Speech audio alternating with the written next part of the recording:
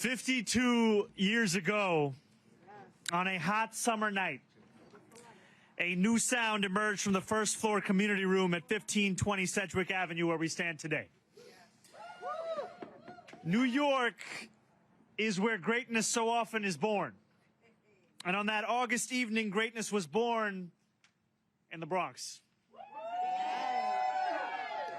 The hip-hop that millions of people around the world listen to all came from this Mitchell Lama building, where DJ Kool Herc played a new kind of music at a party he organized so his little sister would have money to buy new clothes for school. That greatness was only possible because this was a city where working people could afford a home, and with it the joy and creativity that a stable home can foster. When New Yorkers can afford a home, New Yorkers can afford to make great art. And when New Yorkers can afford a home, New Yorkers can afford to be themselves. But as many working people know, it is increasingly impossible to find an affordable home in New York City, to build a dignified life without earning hundreds of thousands of dollars each year. And those same New Yorkers know that too often, if they can find a home that they can afford, there is likely a reason they can afford it. Roaches and rats, heat that never turns on, elevators that are always out of order, bad landlords who take their money and yet never respond to requests for repairs. A dignified life does not just mean having a roof over your head. It means that you don't feel uncomfortable or unsafe in your own home. It means that your money buys you what you paid for. It means that a bad landlord is not allowed to rip you off with impunity. Today, I am proud to appoint Dina Levy as my Commissioner of the Department of Housing Preservation and Development.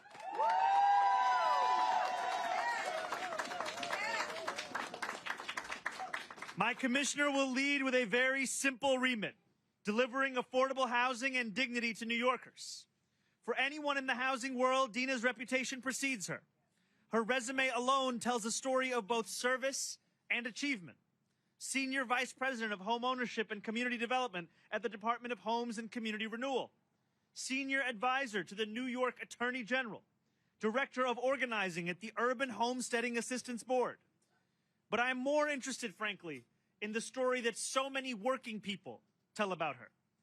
For decades, Dina has been fighting on behalf of tenants as an organizer, an advocate, in both government and outside of it. Dina is a true force, the kind of person you are so glad to have on your side and the one that you're terrified if she's on the other side. There are countless tenants in this building today who still call this building home, only thanks to Dina's advocacy.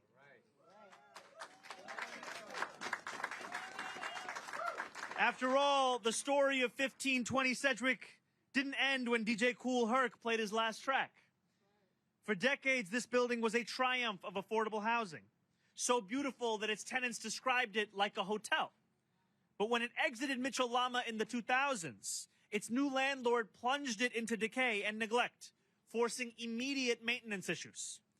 The situation was getting worse and likely would have entered a terminal spiral were it not for Dina.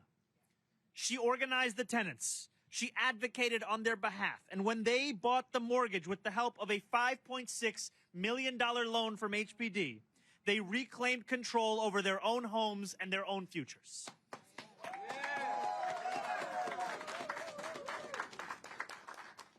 Dina will no longer be petitioning HPD from the outside. She will now be leading it from the inside, delivering the kind of change that can transform lives. Her leadership is the kind that New Yorkers have not known for far too long. Leadership unafraid to confront those who have mistreated our neighbors for too long. Leadership that travels to every corner of our city to expose wrongdoing. And leadership that understands that no longer can the Bronx be a forgotten borough in this city of five. And so, as I am so excited to announce Dina as our new commissioner, I also want to say thank you to the incredible elected officials who have joined us here today, elected officials who have also embodied that kind of leadership in their work, whether it be in the state legislature or whether it be in leading the entirety of this borough. And I am also proud to announce that I will be signing an executive order directing HPD to work alongside the Department of Buildings, the newly invigorated Mayor's Office to Protect Tenants, the Department of Consumer and Worker Protection, and our newly created Office of Mass Engagement to hold rental ripoff hearings across all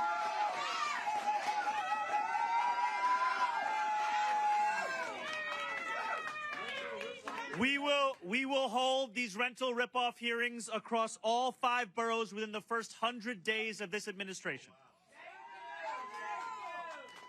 New Yorkers will be invited to participate and to share the realities that animate their daily lives. I want these hearings to expose the ugly underbelly of our city. The rats that scurry through hallways, the children that shiver in their beds in the dead of winter because the heat is off, the fees imposed on pregnant mothers because of the fear that their babies may be too loud. I want these hearings to draw attention to homes like the one I visited on my first day as mayor. Homes where you can peel flimsy tiles off the walls. Homes where the pipes drip and rust. Homes where roaches scuttle across the floor. Homes where when you ask the tenant who lives there, when did this issue begin? They tell you it was when their oldest born was just a few years old. And when you ask them of their age today, they say it's more than 20 years old. I want New Yorkers who have long been ignored by their landlords to finally be heard by our city government. These are not just listening sessions. These will be the rooms where the scope of the problem is understood, where it is addressed, where a report is drafted from which policy will be devised and crafted, and where New Yorkers have the opportunity to shape their democracy and its outcomes. And this is only the beginning of our work to transform the housing landscape and the lives of tenants across New York. We revitalized the Mayor's Office to Protect Tenants for this very reason. For too long, New Yorkers have felt alone in their city, with nowhere to turn to when they're ripped off or neglected. That legacy of abandonment ends today. Let this moment be evidence of what our new future will look like. A city where New Yorkers can turn to their leaders and see that they now have champions who care about them, listen to them, and wake up every morning honored to work for them. And I want to just say thank you to Assemblymember Days, to State Senator Robert Jackson, and to our borough president, Vanessa Gibson, because for too long, it has only been local officials who have sounded the alarm. And today, we announce a city government that is ready to be there in the same. Thank you.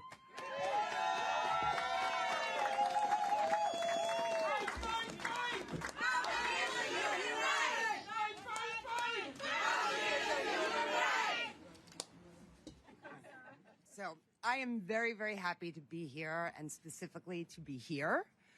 I want to start by saying what an honor it is to be asked to become a part of Mayor Mamdani's new administration, and specifically to play a role in advancing his vision to make sure that New York City is an affordable place to live. I also want to give my deep gratitude to Commissioner Ahmed, who has been an amazing steward at HPD, and whose partnership in leading the Department of Buildings will be absolutely critical to our collective success. I started in affordable housing about 15 years as a community organizer, standing alongside tenants like the leaders here today at 1520 Sedgwick. Often we were fighting for basic rights, a crumbling ceiling to get repaired, or heat or hot water to get turned on. But we were also engaged in an epic years-long battle to stop a predatory landlord from acquiring and demolishing their homes. I am happy to say we won that battle.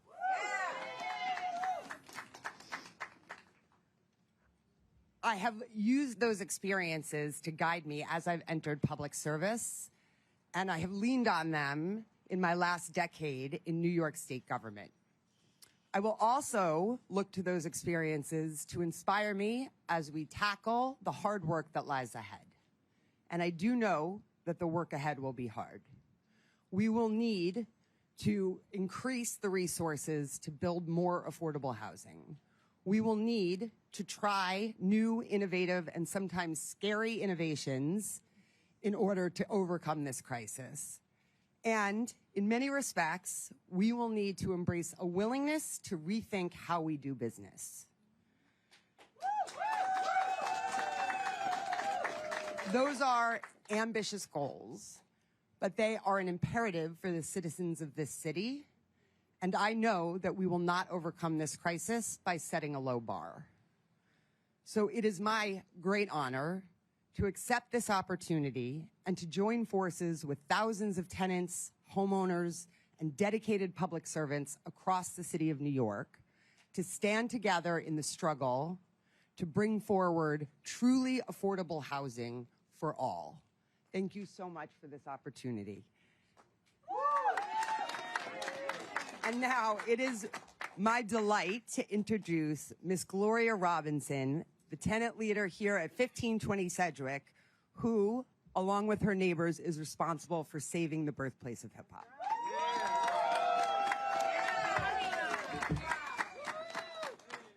Good morning, all. I would like to welcome all of you here to 1520 Sedgwick Avenue, the birthplace of hip-hop. Right? And we are glad to have the mayor here, Mamdani, and for you to have such a friend as Dina Leader that she has been to us to be on your team. Right? I met Dina in 2008 when we noticed our landlord that our building was leaving the Mitchell-Lama program and being sold to some out-of-state big company. We fought like hell from that day on, and Dina was our backbone to this building. All right. If we did not save this building, we would have been had nowhere to go. We would have been homeless. But thanks to Dina and her group from UHAB, they really tremendously helped us out, and we appreciate that. It's my girl. We are so happy that the mayor has made preserving affordable housing his biggest priority. So the tenants, other tenants that don't have to struggle like we did. And if Dina has their back, we know. If she had our back, we know she has your back. And we appreciate you so much for having this beautiful person on your team. And we welcome you. All right? Thank you. Okay. And now I'd like to introduce Fitzroy Christian for the tenants. Tenant Leonard with CASA.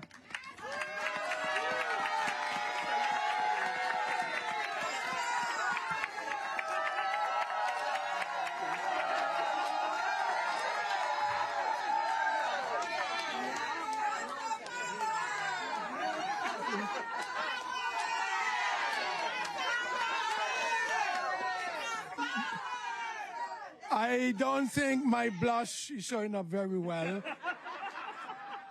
But thank you for such a response. And welcome to the Bronx again. Okay. My name is Fitzroy Christian, and I'm one of the leaders from CASA here in the Southwest Bronx.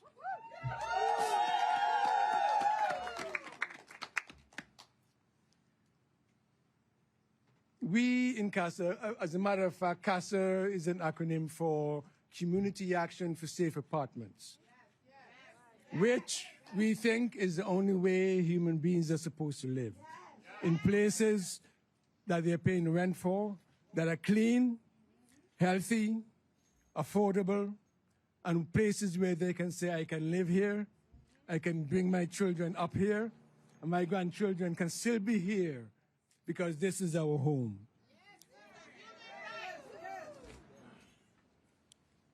The cold is getting to me, so if you hear me sniffing, excuse me a second for that. No, I'm good, thank you.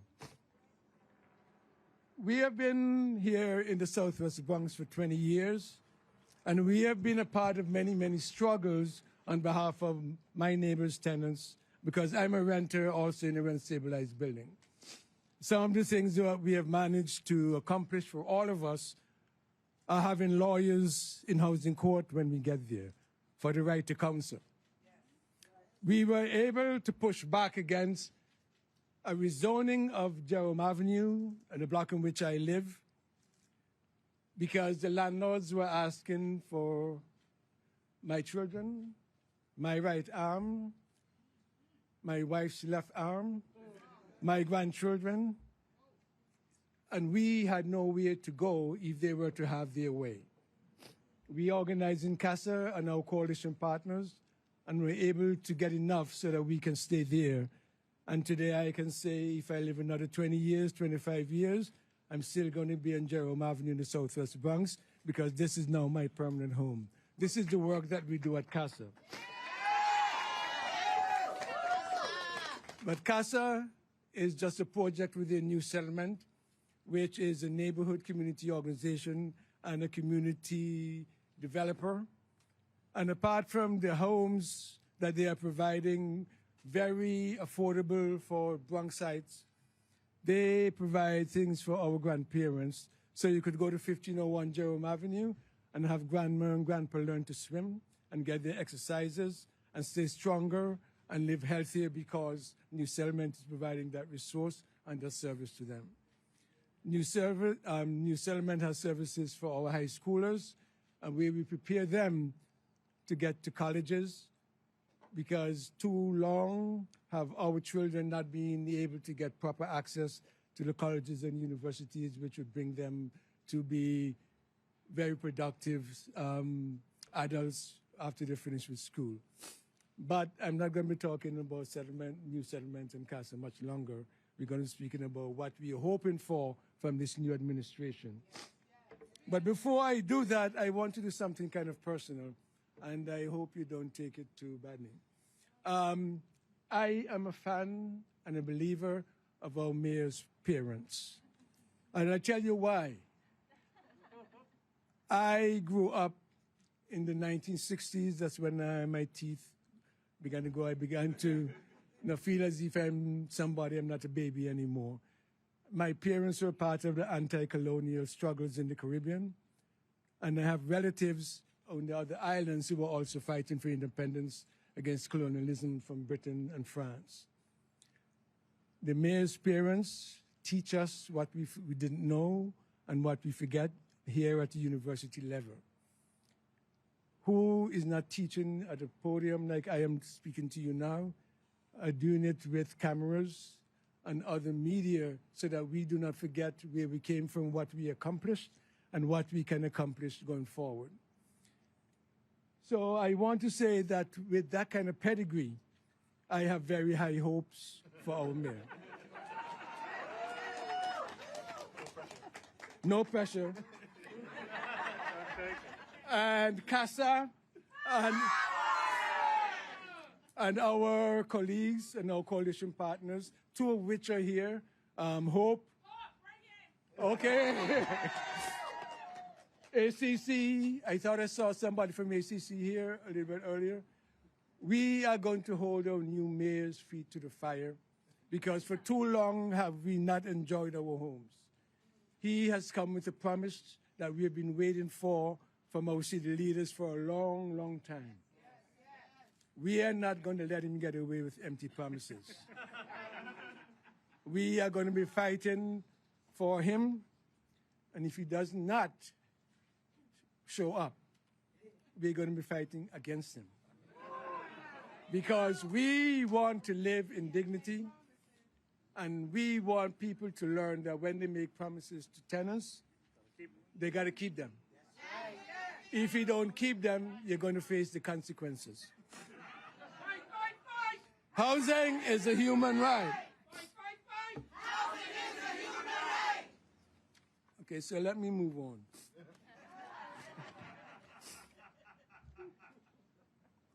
One of the many campaigns that we have waged, and won to some extent, is the right for tenants to begin to live in dignity in their homes. But the landlords have been and they still are trying to find new ways, most of them illegal, to displace tenants. And one of the methods they've been using is to impose financial hardship on tenants through the use of non-rent fees and charges that can double a tenant's rent. CASA, with one of our legal services partner, the Urban Justice Center Community Development Project, we published a report not too long ago titled "The Burden of Fees, How Affordable Housing is Made Unaffordable." And in it, we highlighted the prevalence of this strategy by landlords. Here are some of the data and some of the fees and charges that we found on tenants' rent bills. Damage fees, because when I want to clean under my bed and I want to clean under my couch and I want to clean behind my dressers, I have to pull them away. And when they scratch the floors, the landlord says I damaged the floors and I get billed for damages to his building. And that becomes a permanent part of my rent. Air conditioner fees. The landlord does not provide coolers in the summer the way they are supposed to be providing heat in the winters. And when I get it, I got to pay him, even though I'm paying my own electrical bills, right? So I have to pay air conditioning fees, legal fees. He takes me to court with a lot of frivolous charges, and supposedly, if he wins, I'm supposed to be paying him his legal fees. But there's no law or anything written that says that when... Oh, okay, thanks. Okay, so here are the fees: damage fees, air conditioning fees, legal fees, washing machine fees, major capital improvement fees, individual apartment improvement fees, miscellaneous fees. They don't even have anything to charge us with, so they say miscellaneous fees. Keys fees. When our children misplace their keys, we got to pay to get them replaced. Painting fees, even though they're supposed to paint their apartments every 3 years, when they do, they bill me for it. An example of one rent bill that I'm going to use, and then I'm going to round it up. The tenant's rent was $1,002.35. Air conditioning fees, $71.04. Washing machine fees, $201.21. Miscellaneous fees, $291.92. Legal fees, $1,056.58. The fees were more than the rent itself. And that tenant's bill was for over $2,623.10. From $1,002 to $2,600+ in fees that they should not be paying. So we welcome the new administration's commitment to bring this burden of fees issues to the forefront and to change the horrible conditions that tenants are forced to live in. We also are happy that he says he's going to be enforcing the laws that are already in place to hold landlords accountable for the violations of all the housing laws and building codes that they have been violating for so long. We and our coalition partners are looking forward to working with this new administration, something we were not able to do in the last one. And we want to make radical changes so that we can live comfortably and with dignity. We do this because housing is a human right, as you have been hearing us shouting. Okay.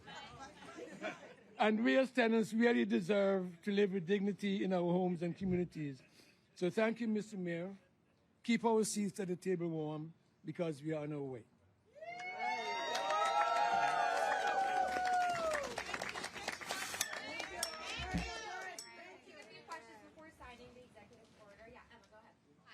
I brought Noah today. He wanted to come see the circus, my younger son. Hey, Noah.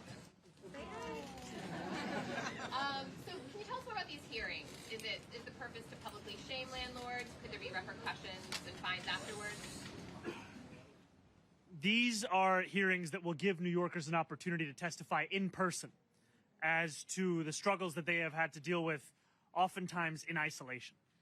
And what we want is a first-of-its-kind cross-agency effort such that tenants are not only able to testify as to the ways in which they are being ripped off, but also that this be used as an opportunity to craft policy recommendations that we will then implement and deliver across the city. And have you spoken to Trump again about Maduro or what's happening in Venezuela? No, the conversation that we had was the one before yesterday's press conference. Yeah, Hey, Dan. Mamdani, How's it going? You, on the issue of being briefed, you said it was your staff that briefed you. Just to be correct, you don't have federal security clearance yet, and has anyone from a federal agency reached out to you or members of your team to begin the vetting to get federal security clearance? That briefing, yes, was conducted by my team, and the question of federal security clearance is one that's ongoing. So, do you have it right No, now? not as yet. Good morning. Hey, good morning. Your predecessor recently vetoed several housing-related bills passed by the City Council that would add more requirements for city-funded development. Those are the ones that would impose like more higher percentage of family units and then like make more units available for low-income New Yorkers. The Adams administration's big argument against them has been that they would worsen the affordable housing crisis and like by adding more red tape and stuff like that. What's your position on the bills? And do you think the City Council should override the vetoes? I have made clear my concerns around the term sheet legislation. Those are concerns that I've shared prior and shared in public.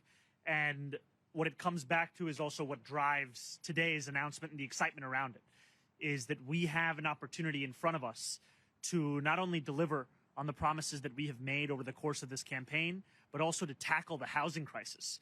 And in order to do so, we have to be able to build at scale across the 5 boroughs. And I'm so excited to have with me the commissioner of HPD, the head of DOB, the head of DCWP, my deputy mayor for housing and planning, elected officials, so many who will be a key part of delivering on this.